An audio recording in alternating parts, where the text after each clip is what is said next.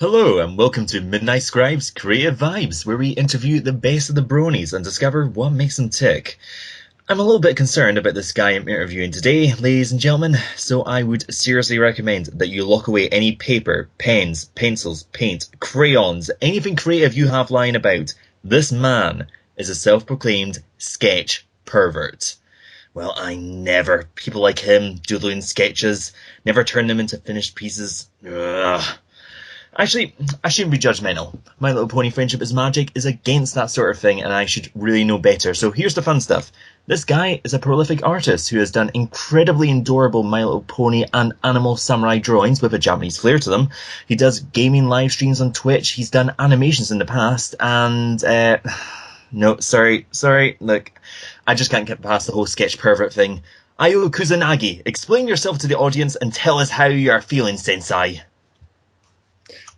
Funny you should say that. I'm actually doing pretty good. First of all, let me explain the whole sketch pervert situation. Basically, it's a playoff of Scratch Perverts, which is a UK DJ band. They did some tracks for DJ Hero, but yeah, and so I decided, a Scratch Pervert, sketch pervert, and it just stuck with the memento just stuck. Yeah, no, I mean, it's certainly a very distinctive name. It was the first thing I saw when I went onto your DeviantArt, because I was going like, oh, he does some nice art. He does nice sketch pervert. It's such a distinctive name, and it's quite a funny name as well. Yep.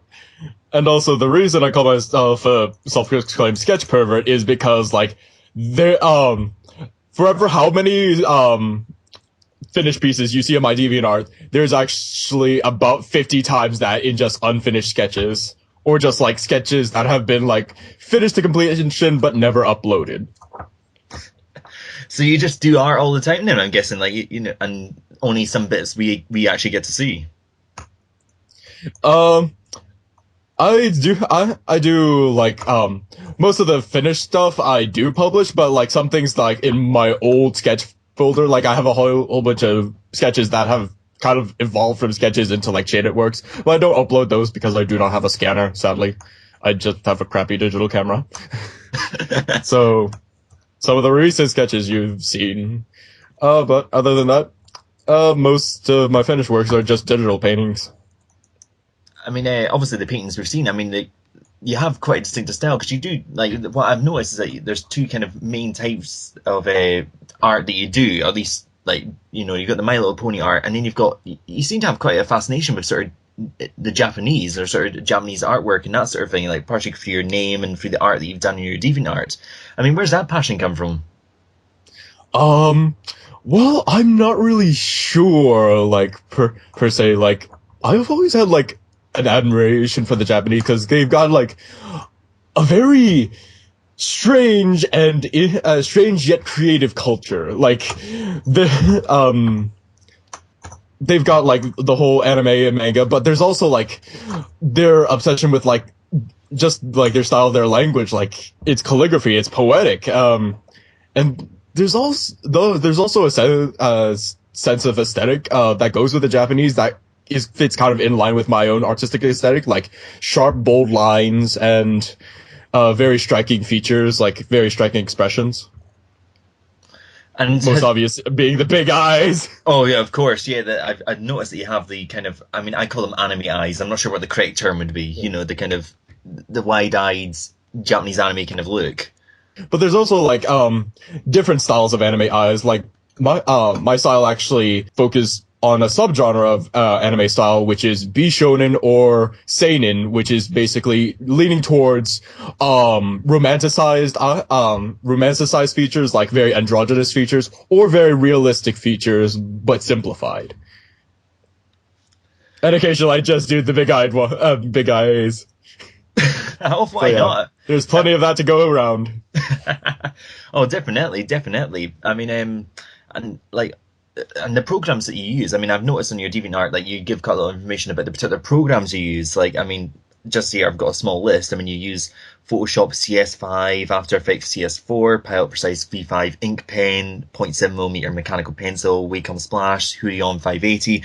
I mean, I'm pretty sure all those things are actually featured on the International Space Station. They're not actually art equipment. I'm pretty sure that's computer equipment. That's making HAL. Wait, so you're asking how I use all of them? I suppose, yeah. I mean, why did you gravitate towards these programs and how do you use them? Well, let's start with like the traditional things, like 0.7mm mechanical pencil. I always found like 0.5mm to be a little too small, and when I like would drag it into the pencil, it would cut too deep, and I could not erase the lines for Jack. And Copic 0.3mm and BM multiliner. The BM multiliner stands for brush medium, and I just love like brush pens because they add so much weight to your lines, but only when you know exactly like this is the line you want to use. Because so I have to like clean up my sketch first before I even touch the BM multiliner. And the Pilot Precise V5 ink pen is just like, I have a fascination with the Pilot series of pens because they were like the first like introduction to like not exactly gel pens, but like felt tipped. Yes, felt tipped, and just like drawing with them feels so fluid. This is where the sketch personality is coming through. It's just like and the whole big A eraser that you saw, I actually have a giant eraser, like it's about the size of your palm, and I just use that to clean up my big stuff. Like, it's like, I don't like this sketch anymore, I'm just gonna erase the whole thing with a giant eraser. I never even knew there were erasers that big. I mean, like, I've seen, like, the sort of tiny ones you can get in, like, you know, when you're in primary school or secondary, like, you carry around in your pencil case. I never really realized you could get ones that are as big as your hand. Yeah, you can get ones as big as your hand. They literally have like a print that says "big eraser for big mistakes." Right. It's actually like printed on the eraser itself. It's wonderful. Well, at least I know what the target market is, you know. Yeah. Moving on to like the actual drawing tablets, Wacom Splash and the Huion 580. The Wacom Splash, like, I was so excited when I got my first Wacom tablet because it was like a birthday gift from my sister. I was like, I want to get into digital. It's like, boom, digital tablet. It's like, oh my gosh, yes! Like, that was my level of enthusiasm, exactly to the letter. And I was just like, bam, took off of it, like, got used to the whole, like, disconnect between drawing on the tablet and drawing, and having the cursor move on the screen within a couple of days, because, like, I was that immersed into it. It's like, that's how excited I was. Then, the cable broke to the Wacom Splash, and so I was like, oh. So, I was looking for a replacement tablet, and I looked up the brand Huion, and it seemed kind of sketchy at first, but when I ordered it, I loved it, cause like, it was like a direct upgrade, like, free advertising here. Huion 580 pretty much performs like an Intuos large. Like, the size is gigantic, like the actual active size is gigantic, so it's like drawing on paper, and the pen has great weight to it. I highly recommend it. Moving on to, the programs themselves, Paint Tool Sai I mainly use for like digital sketches. Like, there's even more, there's half the sketches are digital sketches nowadays, and they are sitting in my sketches folder. And Photoshop I've only recently picked up in order to do digital painting a little bit more, because like Paint Tool Sai is great for painting. However, it is a bit limited in its in the way you can utilize this paint. I mean, like, people can use Paint Tool Sai and create massive stuff, but it's kind of like this disconnect. Like, I've made most of my paintings to this point in Paint Tool Sai, but I wanted to use Photoshop more to like expand my horizons a bit. I tell you what, I mean, like, speaking as a layman, like, I mean, I don't, like, I'm not an artist myself, you know, and I keep mentioning this every time I get an artist on. I talk about my limited ability to actually do art. But the programs that you use, I mean, obviously it's incredibly specialized equipment, and I know that you're just heading into college, or is it university you're heading into? Yeah, a university, not a state college.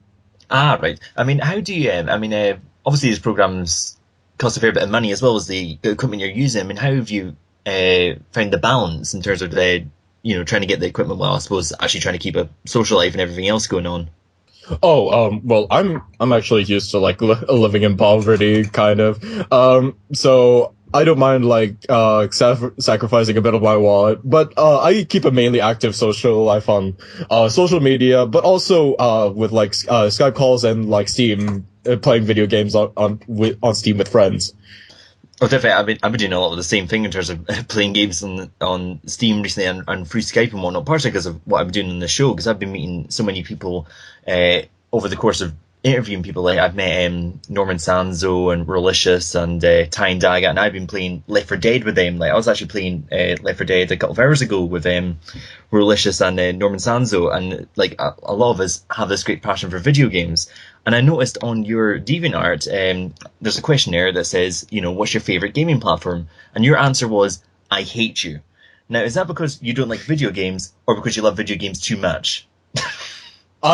It's like the whole, it's like the whole deal with like console wars. Like, I cannot choose a favorite console because I've had great experiences, like some of my best experiences on all of them. Like, to this day, I still remember playing Call of Duty Modern Warfare 2 on a PS3. So, and also playing Black Ops on an Xbox for the first time. And just like when I got my gaming PC, it was like, oh my gosh, yes. And also playing the original Deus Ex, like when I was still in middle school. I got the Deus Ex disc from Goodwill. Lucky break. Because seriously, Deus Ex is one of my favorite first-person shooters. But yeah, the fact that the whole, like, you have to choose which is your favorite is kind of ridiculous, because you can, like, I still have an original NES. Oh, I love you. Just like, I love you. I love you. Yes. I love you. Yes, I have 2 copies of Mario Brothers and Duck Hunt for some reason. Well, listen, you can never have just one copy. You can never have just one. Never have just one. But yes, just like having, being asked to choose a favorite gaming platform is like, no. Just, no. I'm not even gonna deal with that. I hate you. Yeah. Oh, I can totally identify with that because, I'm a huge video gamer myself, and, I own quite a lot of systems, and it's, I love all the systems for different reasons, like the reason that the games I play my N64 for aren't the same reason that I'll play my Dreamcast, and just because I'm playing different games or one is better at one thing than another doesn't make them intrinsically better than each other. They're both great machines. Yeah, exactly. Yeah, so I mean, I'll tell you what, I've got a sneaky feeling we might be playing some games in a wee bit, so I might have to try and get you in for some Left 4 Dead or for another game on Steam, try and see, test your mettle. Yes. Like, right now, Steam is like a great platform. I'm gonna be honest, like, I fell into the whole trap of, like, Steam, because, like, it's just, like, so many of the games I never got to play, now I can play them now. And it's just, my library of Steam is getting to 114 games on Steam. That's far better than me, because I've only recently gotten into Steam, like, because I'm so used to having physical copies of games that the idea of having a download was kind of just, heretical to me. I was just like, no, downloads will never replace the physical copy. You cannot defeat the physical copy. And now I'm buying downloadable games, and I feel just, oh, why have I done this? But I love, the accessibility of it, and the fact that it's given indie developers a chance to just get their games out there for everyone to try out. Yeah, especially like retro-inspired indie games like Super Meat Boy. It's like, oh my god, Super Meat Boy. I like it. I like it a lot, even though I died a lot on Super Meat Boy. Oh, I played Super Meat Boy myself. I mean, the thing about that is that it's an incredibly difficult game, but whenever you fail, it's not the game's fault, it's always yours. And that's the thing, I like that kind of, it's challenging, but it's fair, and if you do muck up, it's your own fault. Speaking of gaming, like, have you seen, like, one of my pieces, Mega Man Zero? I think I have seen it floating around, but you'd have to remind me a wee bit. Yes, Mega Man Zero, like, I remember playing Mega Man X5, back on the PlayStation, and I wanted to find that series again, and then I found it again, but as Mega Man Zero on the Game Boy Advance, and so I was just like, I love those, like, that series so much. Like, I decided to, like, you know what? Let's combine ponies and that together and make Mega Main Zero. Oh, of course. I mean, it's great when you get the. And I know you've done the same sort of thing with My Little Pony and Game of Thrones in one of your recent pictures. Oh, yes, My Rightful Throne. That actually had nothing to do with Game of Thrones. It was a charity piece with Team OK, where one of their characters wanted, like, a big giant throne and wanted that maniacal dictator look or something like that. And I think it's fair to say the throne from Game of Thrones is now fully aligned with that kind of view. Exactly. But I'll tell you what, we'll bring it back in. We'll rein it back in from tyranny and evil chairs to My Little Pony, because that is what brings us all here. I mean, obviously, we're both fans of the show, and we both do content as part of the fandom. I mean, how did you come to be a fan of the show?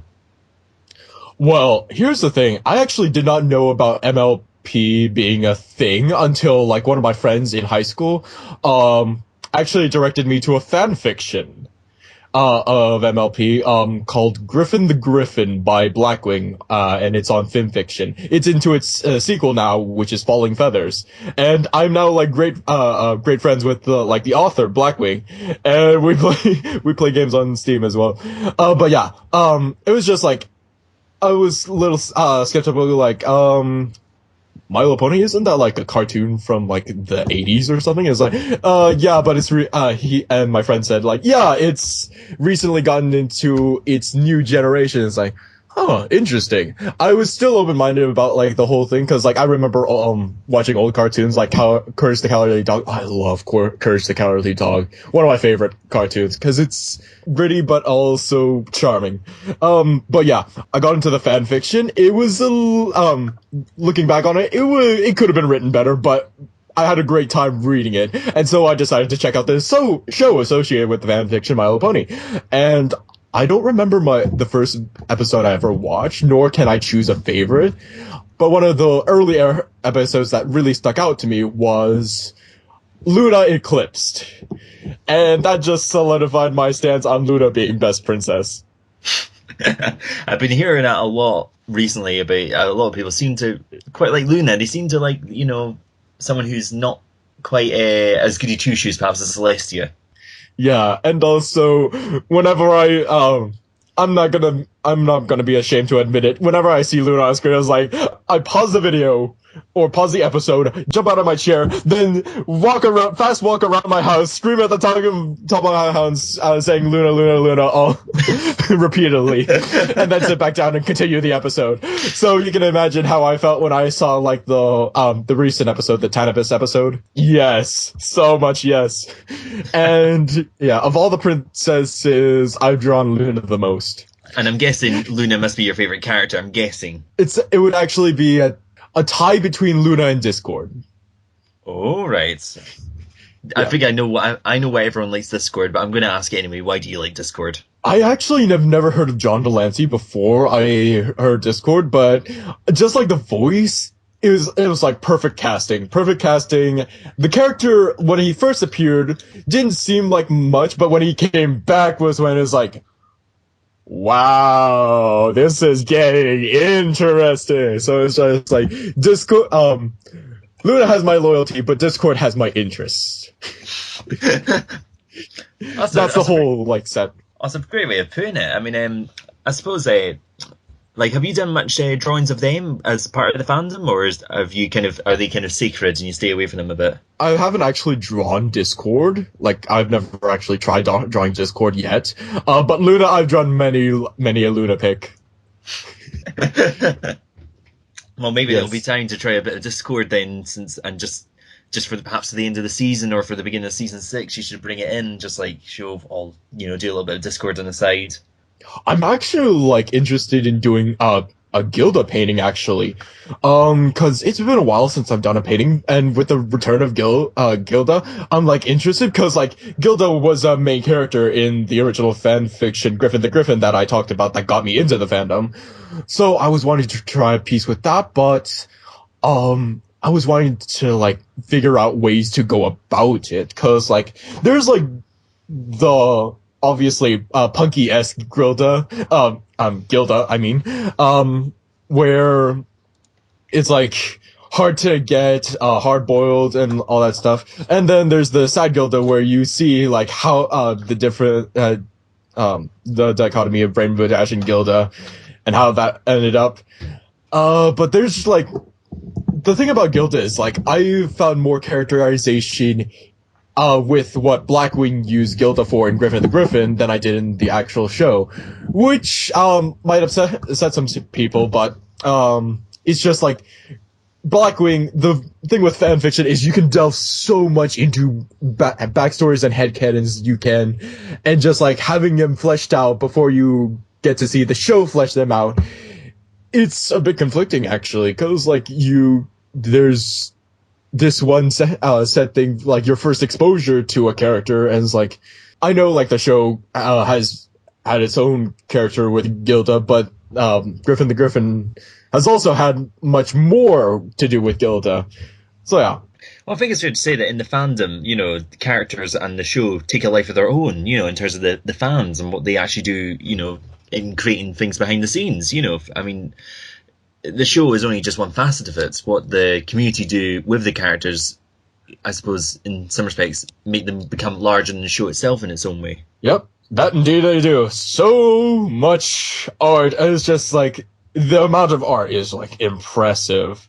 That's the power of a fandom. Like, you stir up with just like characters and a show, you can stir up brain juices and unlock people's creativity. And I've found some like amazing artists themselves to look up to, like Silpho, Assassin Monkey, Citra 360, and also Yakolev Vlad and Pony Killer X as well.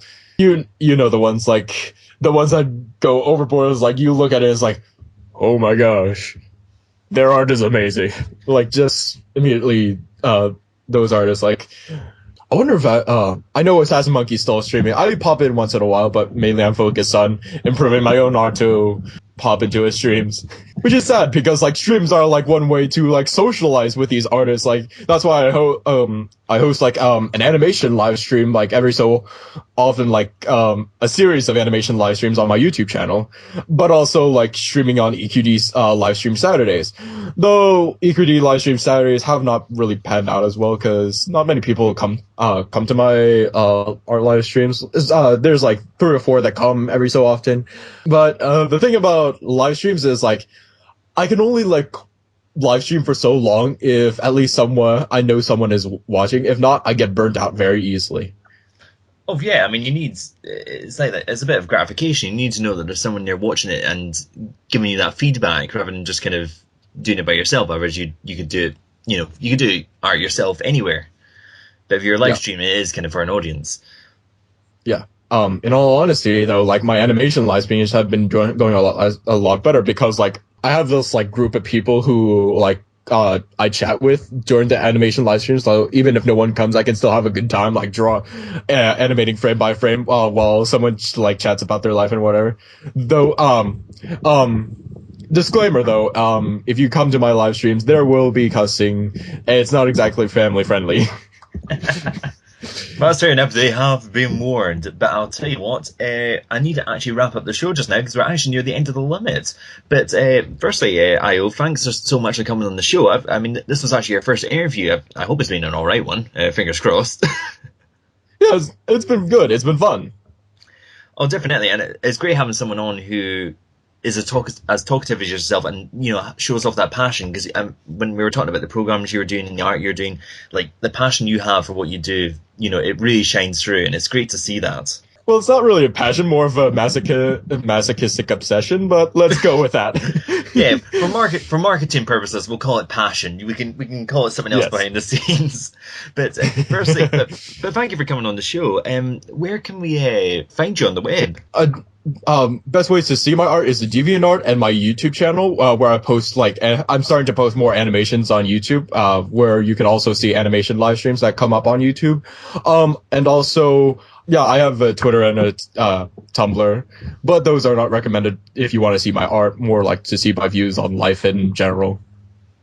Of no worries. Well, what we'll do is we'll pop all the links in the description below, so if anyone who's watching will be able to come along and see what you're doing. I'm happy to see your live streams as well, get you a few more viewers, fingers crossed. But no, it's the least we can do for having you. I mean, we like to promote, any creator in the community and the work they do, and that's part of what this show's about as well. It's celebrating the creators and the people in the fandom who help make it what it is, and that's where I think that should be a great wrapping up point, because I think firstly, my thanks to Io for being on the show again, because he's been absolutely fantastic. My thanks to you guys for watching. If you want to get in contact with us, I mean, as usual, we have our Facebook page at Highland Bronies.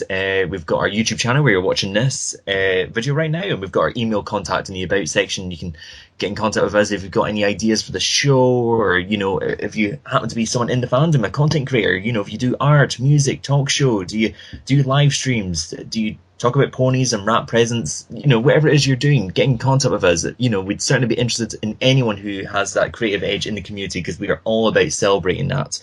And and of course, if you want to send an email saying how good I am, I will not say no to any narcissistic comments about me, because I will not complain about an ego boost at any given point.